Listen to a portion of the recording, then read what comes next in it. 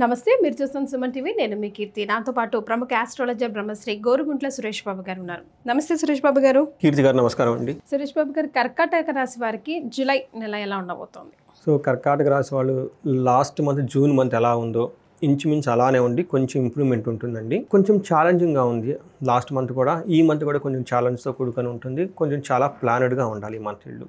అయితే మనకి కర్కాటక రాశి వాళ్ళకి ఈ మంత్లో జూలై మంత్లో మంచి మంచి పరిహారాలు చేసుకోవడానికి ఒక పుణ్య తేదీలు ఉన్నాయండి, మంచి రోజులు ఉన్నాయి. అవి మనం ఫస్ట్ చెప్తాం. ఇవి అందరూ చేసుకోవచ్చు, ఎలాంటి ప్రాబ్లం ఉన్నా. ఒకటి వీళ్ళకి ఆషాఢ నవరాత్రులు జూన్ 26 నుంచి స్టార్ట్ అయ్యి జూలై 4th ఎండ్ అవుతున్నాయి. వీళ్ళు ఎవరైనా ఈ రాశిలో ఉన్న వాళ్ళకి చాలామందికి మొన్నటిదాకా అష్టమ శనితో బాధపడుతున్నారు. చాలామందికి డైవర్స్లని, హెల్త్ ఇష్యూస్ అని ఇవన్నీ ఉన్నాయి. అవి ఇంకా తెలట్లేదండి, అక్కడ ఆగిపోయాం అనుకున్న వాళ్ళకి, కోర్టు కేసులు వ్యవహారాలు ఉన్న వాళ్ళకి ఈ వారాహి నవరాత్రులు ఎవ్రీడే హాఫ్ అన్ అవర్ కనుక ఈవినింగ్ టైం నైట్ 8 తర్వాత కనుక పూజ చేసి ఇంటికి దీపం వేస్తే, సింపుల్గా పూజ చేసుకున్నా కానీ ఇట్లో విముక్తి వచ్చేస్తుందండి. ఓకే. రెండోది గురు పూర్ణిమ జూలై 10th ఉంది. ఆ రోజుని గురువులకి, టీచర్లకి, ఆశ్రమాలకి లేదా మఠాలకి వెళ్ళి అక్కడ గురువులను దర్శించుకుంటే, గురువుల యొక్క ఆశీర్వాదం తీసుకుంటే చాలా బాగుంటుంది. అంతేవిధంగా జూలై 6th వీళ్ళకి తొలి ఏకాదశి కూడా స్టార్ట్ అవుతుంది. తొలి ఏకాదశి 9 ఏకాదశిలో ఫస్ట్ ఏకాదశిగా స్టార్ట్ చేస్తాం కాబట్టి ఇది కూడా చిన్న పిల్లల నుంచి పెద్దవాళ్ళకి అందరూ బాగా చేసుకోవాల్సిన పండగ. ఆ రోజున ఇంట్లో చేయించుకుంటే చాలా మంచిది. ఏకాదశి రుద్రాభిషేకం కనుక ఇంట్లో చేయించుకొని వేద ఆశీర్వాదం ఫ్యామిలీ మెంబర్స్ మొత్తం తీసుకుంటే చాలా బాగుంటుంది. తర్వాత పర్టికులర్గా ఇంట్లో ఒకళ్ళ మధ్య ఒకరికి సత్సంబంధం లేకుండా ఎవరో ఒకళ్ళు కంటిన్యూస్గా ఏదో ఒక ప్రాబ్లం వస్తుంది అనుకుంటే ఆ బ్రేక్ అవ్వాలి. ఆ ప్రాబ్లం అనేది బ్రేక్ అవ్వడానికి ఇది చేసుకుంటే మంచిది. తర్వాత నాగపంచమి, ఇది మనకి శ్రావణ మాసం జూలై 25th స్టార్ట్ అవుతుంది.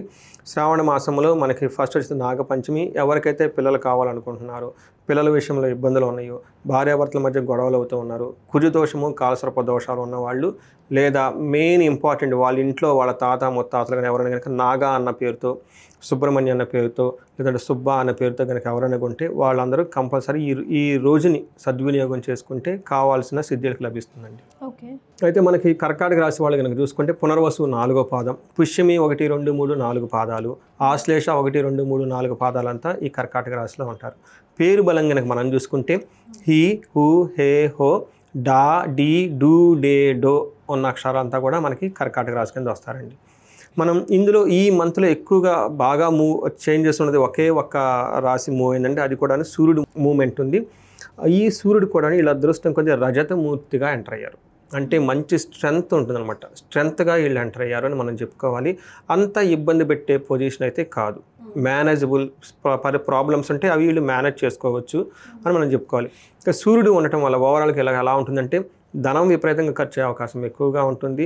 తర్వాత గురువు వల్ల అప్పటిదాకా ఏదైనా కనుక బాధపడుతూ ఉంటే మంచి జరిగే అవకాశం ఎక్కువగా ఉంటుంది. టోటల్గా ఒక మిక్స్డ్గా ఉండే రిజల్ట్ అని మనం చెప్పుకోవాలి. వీళ్ళకి సూర్యుడు ఫస్ట్ హౌస్లోనే ఉండటంతో చాలామంది నాకు ఫోన్లు చేస్తారు, మాకు ప్రొఫెషన్లో ప్రాబ్లం ఉందండి, జాబుల విషయంలో జాబ్ అంతా ప్రాబ్లం అయిపోయిందని చెప్తూ ఉన్నారు. వీళ్ళకి ఇంకా అలాంటి సిచ్యువేషన్ ఫేస్ చేసే అవకాశం ఇంకొక 30 days ఉంటుంది. కేర్ఫుల్గా ఉండాలి. బట్ బేసికల్గా మనకి మహర్షులు ఏం చెప్తారంటే సంస్కృతంలో దేహార్తి సతతం సంతాపకాల అతిక్రమణ భోజనం బంధుమిత్ర సుహృద్వేష చంద్రరాశి గతో రవి అని చెప్తారు. శరీరంలో అలసటగా ఉంటుంది, బాధగా ఉంటుంది, మనసులో సంకోచం, అకాల భోజనము, బంధువులతోటి మిత్రులతోటి గొడవలు, తర్వాత యాక్సిడెంట్లు అయ్యే అవకాశం ఎక్కువగా ఉంటుంది ట్రావెల్ చేస్తే. ఇది వీళ్ళకి తక్కువ మోతాదులో జరిగే అవకాశం ఎక్కువగా ఉంటుంది, అంత ఇంటెన్సిటీ ఎక్కువగా ఉండదు. అయితే కుజుడు వీళ్ళకి అగైన్ 2వ ఇంట్లో ఉండటం వల్ల 5th house 9th house చూడటంతో ఇది కూడా మంచి పొజిషన్ కాదు. రెండోది కేతు కూడా వీళ్ళతో కలిసి ఉండటంతో వీళ్ళు చాలా బ్యాడ్ లాంగ్వేజ్ మాట్లాడటం, ధనం కోల్పోవటం, ఇంట్లో గొడవలు పట్టడం, తర్వాత ఇంటికి దూరంగా ఉండటం, ఈ టైప్ పనులు చేసే అవకాశం ఎక్కువగా ఉంటుంది ఈ రాశి వాళ్ళకి. మనకి ఏం చెప్తారంటే అసత్వం సతతం క్లేశ సర్వకార్య వినాశనం సదా దుర్జన సేవ సంపర్క భీతి స్యాద్ ధనకే కుజ అని చెప్తారు. ఈ టైంలో వీళ్ళకి ఏం చెప్తారంటే అసత్వం, దేహంలో బలంగా లేకపోవటం, మనసులో ఎక్కడో వరీగా ఉండటం, చేసిన పనులు చెడిపోవటం, బేసికల్గా మోస్ట్ ఇంపార్టెంట్ వీళ్ళకి దుర్మార్గుల సహవాసం పట్టే అవకాశం ఎక్కువగా ఉంటుంది. అబద్ధాలు ఆడటం, రాంగ్ కమిట్మెంట్లు ఇవ్వటం, వేరే వాళ్ళతో స్నేహం చేయటం, ఇంట్లో ఉండకుండా దూరంగా ఉండటం, అక్కడ ఎవరెవరితో సహవాసం పట్టడం, తర్వాత తదనుగుణంగా మళ్ళీ గొడవలు అవటం, అయ్యో గిల్టీ పని చేసామని భయపడటం, ఈ టైపు ఎక్కువగా ఉంటుందండి. ఇది కొంచెం ఇంటర్పర్సనల్ స్కిల్, ఇంద్రియ నిగ్రహం అంటారు చూడండి, ఇవి జరిగే అవకాశం ఎక్కువగా ఉంటుంది. కొంచెం జాగ్రత్తగా ఉండాలి. వాళ్ళకి శుక్రుడు కూడాను 10th హౌస్లో ఉండటంతో ప్రొఫెషన్ మ్యాటర్స్లో కూడా వీళ్ళకి సరిగా ఉండదు. ఓకే. చాలా జాగ్రత్తగా ఉండాలి. ప్రొఫెషన్ సూర్యుడు సరిగా లేడు, శుక్రుడు కూడా సరిగా లేరు. ఈ రాశి వాళ్ళు ఏ పని చేయకుండా కొంచెం ఆధ్యాత్మికంగా ఇందాక మనం చెప్పుకునే విధంగా అందులో ఉంటే ఇవన్నీ నెగిటివ్ జరగకుండా వాళ్ళకి పాజిటివ్ జరిగే అవకాశం ఎక్కువగా ఉంటుంది. వీళ్ళకి ఏమవుతుందంటే శుక్రుడు 10th హౌస్లో పులిలాగా ప్రవర్తిస్తాడని చెప్పేసి ఒక సామెత అనమాట. వెకులం చైవ అర్ధనాశనం రిపో భయం, శత్రువుల వల్ల భయం ఉంటుందంట. శ్రీ సౌఖ్య హాని మాప్నోతి భృగు దశమస్తి అని చెప్తారు. అంటే ఏమవుతుందంటే ఉద్యోగంలో అవమానాలు జరుగుతూ ఉంటాయి. స్త్రీ సౌఖ్యం లేకపోవడంతో అవమానాలు జరిగే అవకాశం ఎక్కువగా ఉంటుంది. అంటే లేడీస్ ద్వారా ఇంటర్పర్సనల్ స్కిల్స్ సరిగా మెయింటైన్ చేయకపోతే గొడవలు అవుతాయి. ఇన్ కేసు లేడీస్ అయితే కనుక పురుషులతో చాలా జాగ్రత్తగా ఉండాలి. ఒక్క మాట ఏదైనా అన్నా కానీ పట్టించుకోకుండా అదేమంటారంటే చూసి చూడనట్టు వదిలిపోతే ముందుకెళ్ళిపోతే బాగుంటుంది, ప్రతిదాన్ని పట్టుకోకుండా.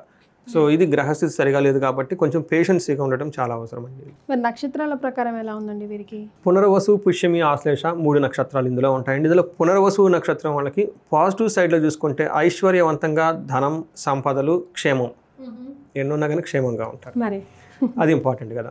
తర్వాత మనకి నెగిటివ్ సైడ్లో తీసుకుంటే నాశనము, కలహము ఎక్కువగా చూపిస్తుంటాయి. అంటే ఏదైనా కనుక పని అంతకుముందు చేసుంటే అది కొలాప్స్ అయిపోయి దాంట్లో రిజల్ట్ రాకుండా పోతుంటుంది, గొడవలు అయ్యే అవకాశం ఎక్కువగా ఉంటుంది. పుష్యమి నక్షత్రం వాళ్ళకి వీళ్ళు కొంచెం జాగ్రత్తగా ఉండాలండి. వీళ్ళకి క్షేమంగా ఉంటారు, ఫస్ట్ ఐశ్వర్యంగా ఉంటారు, ఇది సంపదలు ఉంటాయి. బట్ ఛాలెంజెస్ వీళ్ళకి మృత్యు భయము, నాశనము, కలహము చూపిస్తుందండి. అంటే అయ్యో ఉంటుందో పోతుందో అన్న భయపడుతూ ఉంటారు. యాక్చువల్గా ఏముండదు, కానీ వీళ్ళకి ఓవర్ ఎక్సైట్మెంట్ అయిపోయి టెన్షన్ పడిపోయేసి ఏదో అయిపోతుంది ఉండదేమో అని నెగిటివ్గా విజువలైజ్ చేసుకొని అయిపోయిందని డిసైడ్ అయిపోయి బాధపడుతూ ఉంటారు వీళ్ళే. అది అవ్వదు. అందుకని వీళ్ళు కొంచెం జాగ్రత్తగా ఉండి మీరు ఇబ్బంది పడొద్దు, అతిగా మీ పక్కన ఉన్న వాళ్ళని ఇబ్బంది పెట్టద్దు. తర్వాత ఆశ్లేష నక్షత్రం వాళ్ళకి వీళ్ళకి సౌఖ్యంగా ఉంటారు, సంపదలు అంటారు, క్షేమంగా ఉంటారు, వస్త్రలాభంగా ఉంటారు. ఇదంతా పాజిటివ్ సైడ్. వీళ్ళకి నెగిటివ్ సైడ్లో చూసుకుంటే మృత్యు భయము, నాశనము, కలహము చూపిస్తుంది. ఏదో ఒకటి కోల్పోతారు, తద్వారా గొడవలు అవుతాయి, తద్వారా మళ్ళీ మృత్యు భయం. ఇదంతా ఒక మానసికంగా లూప్లో పోయే అవకాశం ఎక్కువగా ఉంటుంది. బట్ వీళ్ళకి లత్తాలు అలాంటివి ఏమీ లేదు, మిగతా అంతా స్ట్రైట్ ఫార్వర్డ్గా బాగుంది.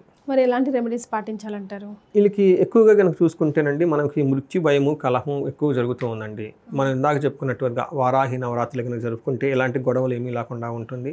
తర్వాత ఇంట్లో వీళ్ళకి మన్యు పాశుపత అభిషేకం కనుక చేసుకుంటే ఇలాంటి గొడవలు కానీ ఏమీ లేకుండా మృత్యు భయం ఏదైనా ఉన్నా కానీ పోతుంది. లేకుంటే మహన్యాసపూర్వక ఏకాదశి రుద్రాభిషేకం ఇంట్లో చేయించుకున్నా బాగుంటుంది. వీళ్ళకి ఐశ్వర్యవంతంగా బాగుంది. ఎవరికైనా డబ్బులకి ఇబ్బంది పడుతూ ఉంటే మనకి కుబేరు పాశుపత అభిషేకం చేయించుకున్నా, లేదంటే మహాలక్ష్మి విశేష హోమం చేయించుకున్నా చాలా బాగుంటుంది. తర్వాత దాంపత్యుల మధ్య అక్కడ కలహము, గొడవలు కూడా చూపిస్తుంది. In case wife and husband కనుక గొడవలు పడుతూ ఉంటే వాళ్ళకి అన్యోన్య దాంపత్య పాశుపత అభిషేకము, లేదంటే ఒకసారి ఇద్దరు జాతకాలు చెక్ చేసుకుంటే ఏమైనా గ్రహస్థితి ఎలా ఉందో. ఈ గొడవలు ఎందుకు వస్తాయి అంటేనండి ఒక ఇంట్లో ఏలినాడు శని, అష్టమి శని ఇలా కలిసి వాళ్ళు ఎక్కువ గొడవలు వచ్చేస్తూ ఉంటాయండి. అందుకని ఇంట్లో ఒకసారి అందరికీ హారోస్కోప్ చెక్ చేయించుకుంటే చాలా మంచిదండి. రైట్. సో కర్కాటక రాశి వారికి జూలై నెలలో ఎలా ఉంటుందో తెలియజేయడంతో పాటుగా రెమెడీస్ని కూడా సూచించారు. ధన్యవాదాలు. ధన్యవాదాలండి.